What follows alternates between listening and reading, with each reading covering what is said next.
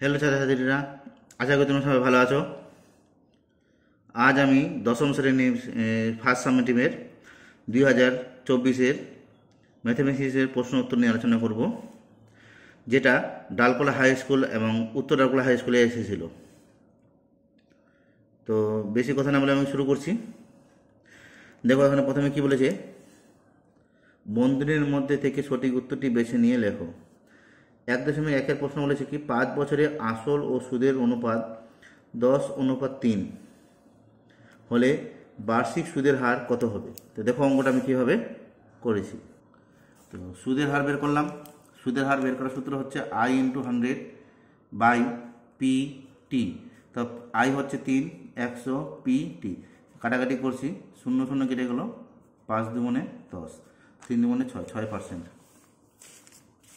তারপরে কি বলেছে, একটি মেশিনের বর্তমান মূল্য 2p এবং প্রতি বছর মেশিনটির দাম 2% হ্রাস পেলে n বছর পর মেশিনের দাম হবে। দেখো লিখলাম কি, n বছর পর মেশিনের দাম হবে 2p 1 - 2r/100 পাওয়ার 2n। তো 2 দিয়ে রেখে কাটলাম, নিচে হয়ে গেল কত, 50। তাহলে 2p 1 - r/100 2n টাকা, এটা হবে এর অ্যান্সার। তারপরে কি বলেছে, কোনটি দ্বিঘাত সমীকরণ নয়। তো এখান থেকে আমাকে বেছে নিতে হবে কোনটি দ্বিঘাত সমীকরণ নয়। তাই এখান থেকে আমি দেখতে পাচ্ছি যে প্রথমটা দ্বিঘাত সমীকরণ নয়। দেখো কী হবে, দেখো আমি বলেছি এটা দ্বিঘাত সমীকরণ নয়। আমরা যদি এই দুটোকে গুণ করি তাহলে অ্যান্সার হয় কত, x² + 4x + 3। এটাকে গুণ করলে হয়ে যায় x² - 2x = 15। তো দেখো এখানে দ্বিঘাতগুলো কেটে যাচ্ছে, তাহলে এটা একটা চলে আসছে কি, রৈখিক সমীকরণে চলে আসছে। ঠিক আছে, এটা একটা রৈখিক সমীকরণ, এটা দ্বিঘাত সমীকরণ নয়। তারপরে কি বলেছে, 2, 4, 6, 10 প্রত্যেকের সঙ্গে কোন সংখ্যা যোগ করলে যোগফলগুলি সমানুপাতিক হবে। তো দেখো অঙ্কটা আমি কীভাবে করছি, লিখলাম x যোগ করতে হবে, 2x 2 + x 4 + x 6 + x 10 + x, এটা বা এটা, এটা বা এটা। এবার কোনাকুনি গুণ করলাম, এটার সঙ্গে এটা গুণ করলাম তো এটা বের হলো, এটার সঙ্গে এটা গুণ করলাম তো এই পুরো পার্টটাকে বের হবে। তো এখান থেকে দেখতে পাচ্ছি এই 10 আর 6 আর 4 10 কেটে গেল, x² আর এদিকের x² কেটে যাবে। তারপর এটা হয়ে যাবে 20, 2x 24। তাহলে 2x = 24 - 20, তো 2x = 4, তাহলে x = কত হয়ে গেলো, 2। তাহলে 1.4 এর অ্যান্সার কত হবে, 2। তাহলে এখানে প্রত্যেকের সঙ্গে কত যোগ করতে হবে, 2 যোগ করতে হবে। তাহলে এটা একটা সমানুপাতিতে প্রকাশ করা যাবে। তারপরটা, ও কেন্দ্রীয় বৃত্তে 6 সেমি ও 8 সেমি দৈর্ঘ্যের দুটি জ্যা আছে। তার মানে একটা ছোট আছে, একটা বড় আছে। যদি ছোট জ্যাটির বৃত্তের কেন্দ্র থেকে 4 সেমি দূরত্ব হয়, তাহলে অপর জ্যাটির দূরত্ব, তার মানে কি ছোটটা দূরত্ব যদি 4 সেমি হয় তাহলে বড়টা দূরত্ব কত হবে। তো বড়টা দূরত্ব নিশ্চয়ই কম হবে। দেখো কীভাবে অঙ্কটাকে করছি, এই হচ্ছে চিত্র, এটা হচ্ছে এবি মানে 8, তাহলে পিবি হয়ে যাবে কত, 4। সিডি মানে 6, কিউডি হয়ে যাবে কত, 3। আর এখানে ওডি সমান দেখো ও কিউ তো দেওয়াই আছে, এখানে ও কিউটা দেওয়াই আছে, বৃত্তের কেন্দ্র থেকে ছোট বৃত্তের দূরত্ব ও কিউ দেওয়া আছে কত, 4 সেমি দেওয়া আছে। তাহলে ওডিটা বের করবো, ওডিটা কী হবে, ওডিটা হয়ে যাবে এর ব্যাসার্ধ। ব্যাসার্ধ বের করলাম, তাহলে 4² + 3² করলাম, কত হলো, 5 সেমি। তাহলে এই একটা বৃত্তের ব্যাসার্ধ সবগুলোর ক্ষেত্রে তাই হবে। তাই এটা যদি 5 হয় তাহলে এটাও কী হয়ে যাবে, এটাও 5 হয়ে যাবে। তাহলে ও বিওর মান 5, তাহলে এখানটায় ও বিটাও হয়ে যাচ্ছে কত, 5। তাহলে এটা একটা সমগ্র ত্রিভুজ ও পিবি। তো এখান থেকে আমাকে বের করতে হবে ওপি। তো ওপি = 5² - 4² 25 - 16 × 9, 9 মানে কত হলো, 3। তাহলে এখান থেকে আমি কী লিখতে পারি, বৃত্তের কেন্দ্র থেকে বড় জায়গার দূরত্ব হচ্ছে কত, 3 সেমি। তারপরে কি বলেছে, তারপরে বলেছে কি, ও কেন্দ্র বৃত্তের কিউআর জ্যা এবং পি ও আর বৃত্তের একটি ব্যাস, ওডি কিউআর এর বাহুর উপর লম্ব। ওডি যদি 4 হয় তাহলে পি কিউ কত। তো দেখো অঙ্কটা আমি কীভাবে করছি। তো চিত্রটা এই ধরনের হবে, এটা হচ্ছে কিউআর জ্যা, পি ও আর হচ্ছে ব্যাস, ও হচ্ছে কেন্দ্র, ওডি হচ্ছে কিউআর এর উপরে লম্ব। তো ওডি কিউআর এর উপরে লম্ব, ডি হচ্ছে কিউআর এর মধ্যবিন্দু, আর ও হচ্ছে পিআর এর মধ্যবিন্দু। তো আমরা এইখানে জিনিস জানি, এটা যদি একটা ত্রিভুজ হয়, মনে করো এটা ত্রিভুজের আর, এটা পি, এটা কিউ, এটার মধ্যবিন্দু ডি, এটার মধ্যবিন্দু ও। যদি এভাবে যোগ করি তাহলে ওডি আর পি কিউ হচ্ছে সমান্তরাল সরলরেখা, আর ওডি এর মান হবে কত, হাফ পিকিউ এর সঙ্গে সমান হবে। এটা আমাদের কিন্তু জানা আছে ক্লাস 9-এর উপপাদ্য। তো সেটা এখানে করা হলো। তো ত্রিভুজ পিকিউ আর এর পি আর বাহুর মধ্যবিন্দু হচ্ছে ও, তাহলে ওডি সমান সমান হাফ পিকিউ, তাহলে পিকিউ সমান সমান 2 ইন্টু ওডি, আর ওডি মানে কত 4, তাহলে পিকিউ এর মান হচ্ছে কত 8। তো এই হচ্ছে 1.6-এর প্রশ্ন উত্তর। এবার দেখো 2-এর অঙ্কগুলো। সংক্ষিপ্ত উত্তর দাও। যদি বার্ষিক চক্রবৃদ্ধি সুদের হার 5%, প্রথম বছর 4%, দ্বিতীয় বছর 5% হয়, তবে 25,000 টাকা 2 বছরের চক্রবৃদ্ধি সুদ নির্ণয় করো। লিখলাম কি 2 বছরের চক্রবৃদ্ধি সুদ 25,000, 1 + 4/100, 1 + 5/100 মাইনাস 25,000 টাকা, মানে আসলটাকে বাদ দিতে হবে। তাহলে 25,000, এটা হলো 104/100, এটা হয়ে গেলো 105/100। তো এখানে প্রথমে শূন্যগুলো কাটলাম, তারপরে এটা 5 × 5 = 25, 5 × 10, 2 দিয়ে এটাকে কাটলাম তো 52। এবার সবগুলোকে গুণ করলাম, তো এটা হয়ে গেলো কত 27,300। 27,300 থেকে 25,000 বাদ দিলাম, তাহলে হলো কত 2,300। তাহলে 2 বছরের চক্রবৃদ্ধি সুদ হয়ে গেল কত 2,300। এটা হলো 2-এর 1 নম্বর অঙ্কের অ্যান্সার। 2-এর 2 নম্বরটাকে এটাকে কোঅর্ডিনেট করতে বলছে হরের। নিচে যেটা আছে মাইনাস, তাহলে উপর নিচে প্লাস দিয়ে গুণ করব। এটার সঙ্গে এটা গুণ করলাম, এটা হলো, এটার সঙ্গে এটা গুণ করলাম, এটা হলো, আর এটা হয়ে যাবে কত 2.3√2.2√2 মানে এটা আসলে করলাম কি a + b তার হোল স্কয়ারের সূত্রে ফেললাম, a² + b² + 2ab। তাহলে a বলতে হচ্ছে 3√2, b বলতে হচ্ছে 2√3 + 2 × b, আর নিচেরটা a² - b² এর সূত্রে ফেললাম। তাহলে এটা 3 × 3 = 9, 2, আর এটা 2 × 2 = 4, এটা 3। এটা হয়ে গেলো 18, এটা হয়ে গেলো 12, এটা গুণ করলে 12√6, এটা হয়ে গেলো 18 - 12। এবার 18 আমরা যোগ করলাম 30, এটা যা আছে তাই, এটা বিয়োগ করলাম 6, 6 × 5 = 30, 6 × 2 = 12। এটা অ্যান্সার হয়ে গেলো কত 5 + 2√6। তো 2.2-এর অ্যান্সার হয়ে গেলো কত 5 + 2√6। এবার দেখো 2.3টা কি বলেছে, ও কেন্দ্রীয় বৃত্তে এবি একটি ব্যাস, এবিসিডি একটি বৃত্তস্থ চতুর্ভুজ যার এবি সমান্তরাল ডিসি এবং বিএসি সমান সমান 25 ডিগ্রি হলে ডিএসি এর মান কত। তো দেখো এটা আমি কিভাবে করছি 2.3টা। তার জন্য প্রথমে আমি চিত্র অঙ্কন করলাম। এবি হচ্ছে ব্যাস, এটা একটা বৃত্তস্থ চতুর্ভুজ। এখানে বলে দিয়েছে বিএসি, তার মানে এটা কত ডিগ্রি বলে দিয়েছে 25 ডিগ্রি। এটা যদি 25 হয় তাহলে এটাও কত হয়ে যাবে, এটাও আমাদের হয়ে যাবে 25 ডিগ্রি। এটা একটা একান্তর কোণ। এবার দেখো এটা একটা অর্ধবৃত্তস্থ কোণ, তার মানে এটা কত ডিগ্রি 90 ডিগ্রি, এটা 90 ডিগ্রি হবে। 90 থেকে 25 বাদ দিলে তার মানে এটা কত হয়ে যাবে, এটা হয়ে যাবে আমাদের 65 ডিগ্রি। ঠিক আছে, এটা 65 ডিগ্রি। আমরা জানি কি, আমরা জানি বৃত্তস্থ চতুর্ভুজ পরস্পর সম্পূরক হয়, তাহলে এটা পজিটিভ, তাহলে এটা কত হয়ে যাবে, এটা আমার হয়ে যাবে 180 থেকে 65 বার, তার মানে কত 115। তাহলে এটা আমাদের হয়ে যাবে কত 115। তারপর জিজ্ঞেস করেছে এই কোণটা কত, ডিএসি কত, ডিএসি কত কত বলবো 180 বিয়োগ 115 যোগ 25। দেখো তাই করেছি এখানটায়, বিএসি 25, এসিবি 90 ডিগ্রি, মানে অর্ধবৃত্তস্থ কোণ সমকোণ। তাহলে এবিসি হবে 65, যেটা তোমাদেরকে আগে বললাম। আবার এবিসির বৃত্তস্থ চতুর্ভুজ, তার মানে বিপরীত কোণগুলি পরস্পর সম্পূরক, এর যোগফল 180, তাহলে এডিসি বেড়ে গেল 115। তাহলে এসিডি আর বিএসি হচ্ছে 25, যেটা তোমাদেরকে আগে বললাম একান্তর কোণ। তাহলে ডিএসি 180 থেকে দুটোর যোগফল বাদ, মানে কত হয়ে গেল অ্যান্সার 40 ডিগ্রি। তাহলে 2.3-এর অ্যান্সার হচ্ছে কত 40 ডিগ্রি। আশা করি বুঝতে পারলে কীভাবে হলো। এবার আমরা যাচ্ছি 2.4-এ। দেখো 2.4-এ কী বলেছে, ও কেন্দ্র বৃত্তের ভিতরে পি যে কোনো একটি বিন্দু, বৃত্তের ব্যাসার্ধ 5 সেমি এবং ওপি 3 সেমি হলে পি বিন্দুগামী যেটির দৈর্ঘ্য ন্যূনতম, যেটির দৈর্ঘ্য ন্যূনতম তা নির্ণয় করো। দেখো কীভাবে আমরা করছি, এটা হচ্ছে প্রশ্ন। ওপি হচ্ছে এন এর পরে লম্ব, ওপি বলে দিয়েছে 3, ওএন হচ্ছে 5, তাহলে পিএন কত হয়ে যাবে, পিএন হয়ে যাবে কত 5² - 3², 25 বিয়োগ 9 মানে 16, 16 মানে 4, তো যেটির দৈর্ঘ্য হয়ে গেল 8 সেমি। এটা সহজ অঙ্ক দিয়েছিল, খালি একটু কোশ্চেনটা ঘুরিয়ে দিয়েছে। তো আশা করি বুঝতে পারো 2.4টা কী করে হলো। এবার দেখো 2.5-এর অঙ্কটা।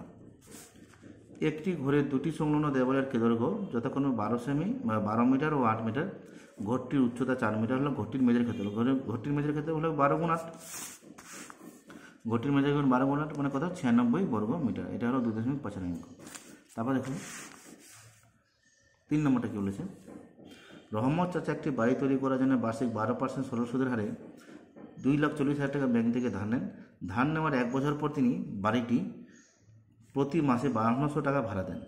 ধার নেওয়ার কত বছর পর তিনি বাড়ি ভাড়ার আয় থেকে ব্যাংকের টাকা শোধ করতে পারবেন বা শোধ করবেন? দেখো অঙ্কটা কীভাবে আমি করছি। আর এই অঙ্কগুলো তোমাদের যদি ডিটেল জানতে হয় তাহলে অবশ্যই আমার দশম শ্রেণীর যে কোনো একটা ভিডিও দেখবে, সেই ভিডিওতে তোমরা কিন্তু প্লে লিস্টে পেয়ে যাবে। সেই প্লে লিস্টে প্রত্যেকটা পার্ট পেয়ে যাবে যতগুলো আমার দশম শ্রেণীর আছে। সেখান থেকে তোমরা যদি এটা দেখে নাও তাহলে তোমাদের কিন্তু অঙ্কগুলো বুঝতে কোনো রকম সমস্যা হবে না। তো দেখো অঙ্কটা কী লিখলাম। ধরি ধার নেওয়ার 1 বছর পর রহমত চাচা x-1 বছরের বাড়ি ভাড়ার আয় থেকে ব্যাংকের টাকা শোধ করবেন।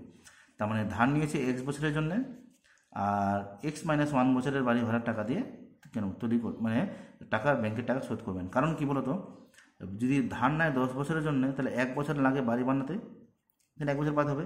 তার মানে বাড়ি ভাড়ার আয় তোকে 9 বছর নিয়ে করতে হবে। তো আমরা এখানটায় 10-এর জায়গায় ধরছি x, আর 9 মানে হচ্ছে x-1, কেন ওখানে x-1 বছর বাড়িটা 1 বছর বাড়ি বানাতে লেগেছে। এবার আমি লিখলাম কি 2,40,000 টাকা 1 বছরের সুদ আসল। তো PTR/100 প্লাস পি কাটাকাটি করলাম, তো এটা বের হলো। তারপর আমি লিখলাম কি 1 মাসের বাড়ি ভাড়া হচ্ছে 5200 টাকা, 1 বছরের বাড়ি ভাড়া হচ্ছে কত 5200 গুণ 12, কেন 1 বছর মানে 12 মাস। তাহলে x-1 বছরের বাড়ি ভাড়া 5200 গুণ 12 x-1 টাকা। তো শর্তানুসারে এই টাকাটা পাচ্ছে বাড়ি ভাড়া থেকে, আর এই টাকাটা নেবে কি ব্যাংক। এই দুটোই টাকা সমান কি হবে, সমান হবে। তো তাই করলাম শর্তানুসারে দুটো মান সমান। তো প্রথমে আমি কী করলাম 2টা শূন্য আর 12 কেটে দিলাম, 2টা শূন্য আর 12, 2টা শূন্য আর এটা 12 কাটলে পরে এটা কত হয়েছে 200। তো এটা 52 x-1, এটা হয়ে গেলো 24x, এটা হয়ে গেলো 200। এটা গুণ করলাম, এটা যা আছে তাই। তো 24কে দিকে নিয়ে আসলাম, 52কে দিকে নিয়ে আসলাম, তাহলে 28x সমান 252, x সমান 252/28 মানে হচ্ছে কত 9। তার মানে সে ব্যাংকের থেকে 9 বছরের জন্য ধার নিয়েছিল, আর ভাড়া খাটাইছে কত 8 বছর। আশা করি বুঝতে পারলে অঙ্কটা কীভাবে তোমাদের পরীক্ষায় করতে হবে। তো এই হলো 3 নম্বর অঙ্কটা। এবার যাচ্ছে 3 অথবাটা। দেখো 3 অথবা কী বলেছে, কোনো এক জেলায় সমস্ত মাধ্যমিক শিক্ষা কেন্দ্রে বর্তমান শিক্ষার্থীর সংখ্যা 3,993 জন। প্রতি বছর বিগত বছরের তুলনায় 10% করে শিক্ষার্থী বৃদ্ধি পেয়ে থাকে, তবে 3 বছর পূর্বে ওই জেলার সকল মাধ্যমিক শিক্ষা কেন্দ্রের শিক্ষার্থীর সংখ্যা কত ছিল? তো দেখো অঙ্কটা আমি কীভাবে করছি। আমি লিখলাম কি অথবা দিয়ে 3 বছর শিক্ষা কেন্দ্রের শিক্ষার্থীর সংখ্যা ছিল 3,993 ভাগ 1 প্লাস 10/100। তো এখান থেকে 10/100 মানে 110/100 হয়ে গেলো। তো 3টা 11 গুণ করলাম 1331/1000, তাহলে ভাগকে গুণ করলে এটা উল্টে যাবে, তো এটা কেটে গেলো কয়বারে 3 বারে। 3 গুণ 1000 মানে 3000, তাহলে মানে 3 বছর পূর্বে শিক্ষার্থীর সংখ্যা ছিল কত 3000। আশা করি বুঝতে পারলে কীভাবে হলো। এবার যাচ্ছি আমরা পরের অঙ্কে। তারপরে কী বলেছে, সমাধান করো 2x + 1 + 3/2x + 1 = 4। তো দেখো অঙ্কটা কীভাবে করছি। এটা এই দুটাকে গুণ করবো, এই দুটাকে গুণ করলে 4x² + 2x.1 1² + 3, এটা যা আছে তাই। এটা হলো 4x², এটা হলো 4, এটা হলো 1 আর 3 যোগ করলে 4, এটার সঙ্গে এটা গুণ করলাম 8 আর 4, এটা 4 কেটে গেল।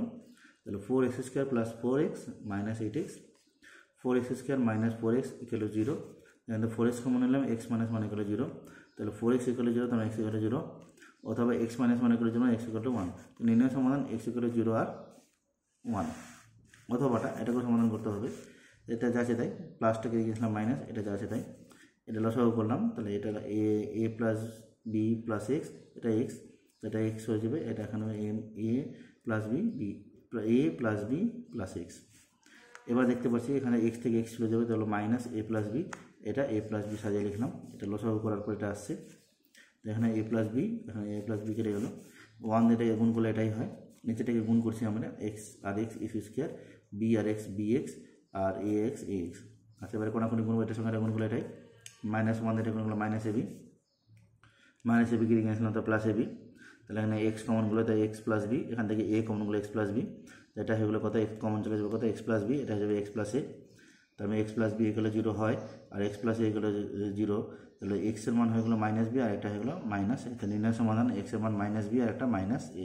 এটা হলো তোমাদের 4 অঙ্কগুলো। এইভাবে তোমাদেরকে কিন্তু করতে হবে পরীক্ষায়। আশা করি বুঝতে পারলে 4 অঙ্কগুলো তোমাদের পরীক্ষা কীভাবে করতে হবে। এবার যাচ্ছে আমরা 5 অঙ্ক দিয়ে। 5 অঙ্ক কী বলেছে, 2 অঙ্কের একটি সংখ্যার দশকের ঘোরানো অঙ্ক একক ঘোরানো অঙ্ক অপেক্ষা 3 কম, সংখ্যাটি থেকে উহার অঙ্ক দুটির গুণফল বিয়োগ করলে বিয়োগফল হবে 15। তো সংখ্যাটির এককের ঘরের অঙ্ক নির্ণয় করো। দেখো অঙ্কটা আমি কীভাবে করছি। ধরে নাও ধরি সংখ্যাটির এককের ঘরের অঙ্ক এক্স, দশকের ঘরের অঙ্ক এক্স মাইনাস 3। তো সংখ্যাটি হলো 1 গুণ x plus 10 into x minus 3। তো এটা হলো এক্স, এটা হলো 10x মাইনাস 30, এটা 11x মাইনাস 30। শর্তটা বলেছে সংখ্যাটি থেকে অঙ্কদের গুণফলকে বাদ দিলাম, তাহলে 15 হয়, করলাম তাই। এটা যা আছে তাই, এটা গুণ করলাম x square minus minus plus 3x minus 15 গেলো 0। এটা হলো মাইনাস এক্স স্কোয়ার, এটা হলো 14x মাইনাস 45 গেলো 0। মাইনাস দিয়ে সবগুলোকে গুণ করলাম, তো এটা হলো x square minus 14x plus 45 গেলো 0। মিডিল টার্ম করলাম, তারপরে এটা হয়ে গেলো x square minus 9x minus 5x plus 45 গেলো 0। এক্স কমন নিলাম, এক্স মাইনাস 9 মাইনাস 5 কমন নিলাম, এক্স মাইনাস 5 গেলো 0। তাহলে হয় এক্স মাইনাস 9 গেলো 0 অথবা এক্স মাইনাস 5 গেলো 0। তো সংখ্যাটির এককের ঘরের অঙ্ক 5 অথবা 9। তার মানে সংখ্যাটির এককের ঘরের অঙ্ক 5 অথবা 9, দুইটাই অ্যান্সার হবে, 5ও হবে 9ও হবে। এবার যাচ্ছি আমরা 5-এর অথবাতে। 5-এর অথবাটা কী বলেছে, কলমের মূল্য প্রতিজন 6 টাকা কমলে 30 টাকা আরও 3টি কলম বেশি পাওয়া যায়। কমার পূর্বে প্রতিজন কলমের মূল্য নির্ণয় করো। দেখো 5-এর অথবাটা কীভাবে করছি আমি। ধরি কমার পূর্বে প্রতিজন কলমের মূল্য x টাকা। তো শর্ত অনুসারে 30/x minus 6 minus 30/x equal 3/12। তো এখানে গুণ করলাম 30x, এটা থেকে এটা গুণ করলাম minus 3x minus minus 180, 30x 30 কেটে গেল 180/x square minus 6x equal to 1/4। কোনাকুনি গুণ করলাম, তাহলে x স্কোয়ার মাইনাস 6x 720 নিয়ে আসলাম। 30 থেকে 24 চলে গেলে 6, আর 30 আর 24 গুণ করলে 720 হয়।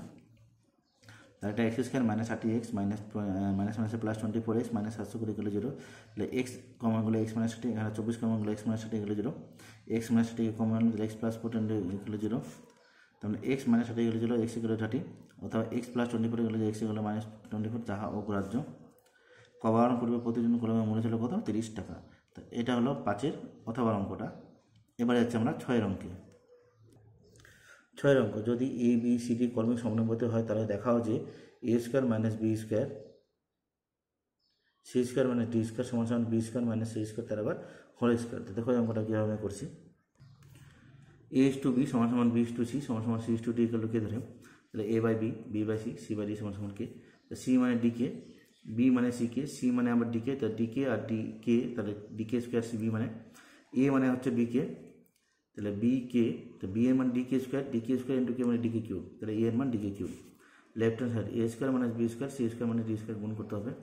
এ মানে হচ্ছে এটা, এই মানটা এখানে বসালাম, তার d square k c square minus b মানে এটা ডি কে স্কোয়ার, তাহলে এখানে b d square k to the power 4, c মানে ডি স্কোয়ার কে স্কোয়ার, এটা ডি স্কোয়ার। এখান থেকে কমন গেলো d square k to the power 4, k square minus 1, এখান থেকে কমন গেলো d square k square minus 1। তাহলে হলো ডি স্কোয়ার মানে to the power 4 K to the power 4 k square minus 1, তার আবার হোল স্কোয়ার, যেহেতু ডবল আছে তার লেফট হ্যান্ড সাইডে গেলো। এবার right hand side b square minus C square তার হোল স্কোয়ার, বি মানে হচ্ছে তোমার এই যে ডি কে স্কোয়ার তার বসালাম, সি মানে হচ্ছে তোমার ডি কে তার বসালাম। তো এখান থেকে D square k square common হলো, তো কে স্কোয়ার মাইনাস 1 তার হোল স্কোয়ার, তাহলে ডি স্কোয়ার তার হোল স্কোয়ার মানে কেটে ডি টু দি পাওয়ার 4, এটা হয়ে গেলো কে টু দি পাওয়ার 4, এটা হলো কে স্কোয়ার মাইনাস 1 তার আবার হোল স্কোয়ার। দেখো লেফট হ্যান্ড সাইড যা ছিল রাইট হ্যান্ড সাইড তাই বের হলো, তা আমি লিখে দেবো left hand side equal right hand side prove. তো আশা করি বুঝতে পারলো কী করে হয়েছে, শুধু মানগুলোকে ঠিকঠাক করে বসাতে হবে। আর যেটা বললাম আগে বললাম, তোমাদের যদি এটা ভালো মতো জানতে হয় তাহলে অবশ্যই আমার আগের ভিডিওগুলো দেখে নেবে, মানে দশম শ্রেণী, তাহলে তোমাদের এগুলো বুঝতে কোনো রকম সমস্যা না, ওখানে প্রথম থেকে করে দেওয়া আছে। তারপরে এটাকে করণীয় নির্ণয় করতে বসে তাই লিখলাম, তারপরে এটাকে সাজালাম, বড়টাকে আগে লিখলাম ছোটোটাকে পরে লিখলাম, বড়টাকে আগে লিখলাম ছোটোটাকে পরে লিখলাম, তারপরে নির্দেশন করলাম ঘরের দিয়ে, এটা প্লাস দিয়ে আসে উপর নিচে মাইনাস দিয়ে, এটা প্লাস দিয়ে আসে উপর নিচে মাইনাস দিয়ে, এটা প্লাস দিয়ে আসে উপর নিচে মাইনাস দিয়ে, 3 বাদ দিয়ে এটাকে গুণ করলাম 12, এটা হয়ে গেল 6, এটা 6 মাইনাস 3, 4 বাদ দিয়ে 3 6 18, 3 মানে 6, এটা 6 বিয়োগ 2, 6 দিনে 18, 6 দিনে 12, আর নিচে হলো 3 বিয়োগ 2, 6 থেকে 3 গেলে 3 3 কেটে যাবে, তাহলে 12 মাইনাস √6, 6 থেকে 2 গেলে 4 4 কেটে যাবে, তাহলে √18 মাইনাস মাইনাসে প্লাস √6, 3 থেকে 2 গেলে 1 হয়, তাহলে এটা যা আছে তাই। এবার দেখছি সবগুলো কেটেছে, সবগুলো কেটে গিয়ে অ্যান্সার হয়ে গেলো কত, 0। তার মানে আমাদের 6-এর অথবা অঙ্কের অ্যান্সার হচ্ছে কত, 0। এটা হচ্ছে করণীয় নিরসন। এবার দেখো 7-এর যেগুলো আছে সেগুলো 7-এরগুলো তোমরা বইতে পেয়ে যাবে, তো এটা আমরা বলার কিছু নয়, এই 7-এর 1 আর 2টা যেটা আছে অথবাটা তোমরা বইতে পেয়ে যাবে। এবার দেখো 8-এ 20 মিটার দীর্ঘ 18.5 মিটার চওড়া আয়তঘনাকার 3.2 মিটার গভীর জলে আছে, ঘন্টায় 160 কিলোলিটার জল সেচ করতে পারে একটি পাম্প দিয়ে, কতক্ষণে পুকুরের সমস্ত জল সেচ করা যাবে। তারপরটা বলেছে ওই জল যদি এত মিটার দীর্ঘ এত মিটার চওড়া একটি আল ধান খেতে দেওয়া হয়, আল দেওয়া ধান খেতে ফেলা হয়, তবে সেই জমির জলের গভীরতা কত হবে। তো দেখো অঙ্কটা আমি কীভাবে করছি। প্রথমে আমি লিখলাম আয়তঘনাকার পুকুরের আয়তন। তো আয়তঘনকে লিখলাম, কনভার্ট করলাম ডেসিমিতে, যেহেতু মিটারে আছে ডেসিমি করলাম। 20 × 10, 18.5 × 10, 3.2 × 10, ক্যালকুলেশন করলাম আসলো 200, 132 32। লিটারকে 1000 দিয়ে ভাগ দিলাম, তাহলে কিলোমিটার হয়ে গেলো। ক্যালকুলেশন করলাম, কাটাকাটি করলাম, তো আমাদের বের হলো কত, 37 × 32। তাহলে এত কিলোমিটারের জল আছে পুকুরে। এবার আমি লিখলাম জল শেষ করতে সময় লাগবে, তাই এতকে আমি ভাগ দিলাম কত, 160 দিয়ে। কাটাকাটি করলাম, তো উপরে হয়ে গেলো 37 × 2, নিচে হয়ে গেলো 10, 7/10, তাহলে 7.4 ঘন্টা। তারপরে 7 ঘন্টা 4.4কে 60 দিয়ে গুণ করলাম, 24 মিনিট হয়ে গেলো। তার মানে এত কিলোমিটার জল শেষ করতে ওই পাম্প দিয়ে সময় লাগবে কত, 7 ঘন্টা 24 মিনিট। এটা হলো প্রথম পার্টটার অ্যান্সার। তারপরে পার্টটা পরের অংশ, জমিতে জলের গভীরতা হবে। তো প্রথমটার আয়তনকে দিয়ে যে ধান খেতে দেওয়া হবে তার আয়তন দিয়ে ভাগ করব, ভাগ করলাম, তারপর দশমিক তুলে 10গুলো তুললাম, দশমিক মিলে গেলো, এটা 0.10। তারপরে এখানে কাটাকাটি করলাম, কাটাকাটি করে বের হলো 1/2 মিটার। তার মানে জলের গভীরতা বৃদ্ধি পাবে কত, 1/2 মিটার বা 0.5 মিটার বা 5 ডেসিমিটার। তোমরা আমরা যদি মিটারকে ডেসিমিটার কনভার্ট করি তাহলে 5 ডেসিমিটার অ্যান্সার হবে। এবার লাস্ট অঙ্কটা দেখুন, একটি লম্ববৃত্তাকার ফাঁপা চঙ্গের বহির্ব্যাসের দৈর্ঘ্য 16 সেমি, অন্তঃব্যাসের দৈর্ঘ্য 12 সেমি, চংটির উচ্চতা 36 সেমি। চংটি গলিয়ে 2 সেমি দৈর্ঘ্য ব্যাস বিশিষ্ট 6 সেমি দৈর্ঘ্যে কতগুলি নিরেট চং পাওয়া যাবে। দেখো অঙ্কটা আমি কীভাবে করছি। প্রথমে লিখলাম ফাঁপা চংটির আয়তন, তাহলে পাই 16/2 12/2, যেহেতু ব্যাস আছে ব্যাসার্ধ করতে হবে, × 16 × 36, 16/2 মানে 18, 12/2 মানে 6, তাহলে 8 8 64, 6 6 36, এটা 36 হয়ে গেল। বিয়োগ করলাম 28 × 36। এটা আমার বের হলো ফাঁপা চঙের আয়তন। এবার আমি বের করবো নিরেট চংটার আয়তন, পাই 2/2 তার হোল স্কয়ার × 6, 2/2 গুণ ব্যাসকে ব্যাসার্ধ করলাম 2 দিয়ে ভাগ দিয়ে, এটাতে কাটাকাটি করে বের হবে 1, 1 স্কয়ার করলে 1, মানে 6 পাই। তার মানে এই ফাঁপা চং দিয়ে আমি নিরেট চং তৈরি করবো এতগুলো, তাই এটাকে এটা দিয়ে ভাগ দিব, নিরেট চং তৈরি করে যাবে। তাহলে পাই × 24, 28 × 36কে 6 পাই দিয়ে ভাগ দিব, তাহলে এখান থেকে পাই কেটে যাবে, এটা হয়ে যাবে 6 6 36, 28 × 36 মানে 168। তাহলে নিরেট চং তৈরি করে যাবে কত, 168টি। তো এই হলো আমার দশম শ্রেণীর ফার্স্ট সাবমিটিমের উত্তর ডালখোলা স্কুল আর ডালখোলা হাই স্কুলের প্রশ্ন উত্তর। তো যারা আজ প্রথম আমার ভিডিও দেখছো তারা অবশ্যই আমার চ্যানেলটিকে সাবস্ক্রাইব করে নেবে পরবর্তী নতুন নতুন ভিডিওগুলিকে পাওয়ার জন্য। ভিডিওটি যদি তোমাদের ভালো লাগে তাহলে অবশ্যই বন্ধুদের মধ্যে শেয়ার করবে। আর এই ডিসক্রিপশনে চলে যাবে, ডিসক্রিপশনে গেলে পরে আমার প্রত্যেকটা ভিডিও লিঙ্ক পরপর তোমরা কিন্তু পেয়ে যাবে। যতগুলো সাবমিটিভের আমার প্রশ্ন উত্তর আমার এই চ্যানেলে দেওয়া আছে সবগুলো তোমরা কিন্তু পেয়ে যাবে। আর যারা ফেসবুক পেজ থেকে দেখছো অবশ্যই ফেসবুক পেজটাকে ফলো করে নেবে পরবর্তী নতুন ভিডিওগুলিকে পাওয়ার জন্য। তো এই বলে আজ আমরা ভিডিও এখানে সমাপ্ত করছি, আবার দেখা হবে পরবর্তী ভিডিওতে। ধন্যবাদ।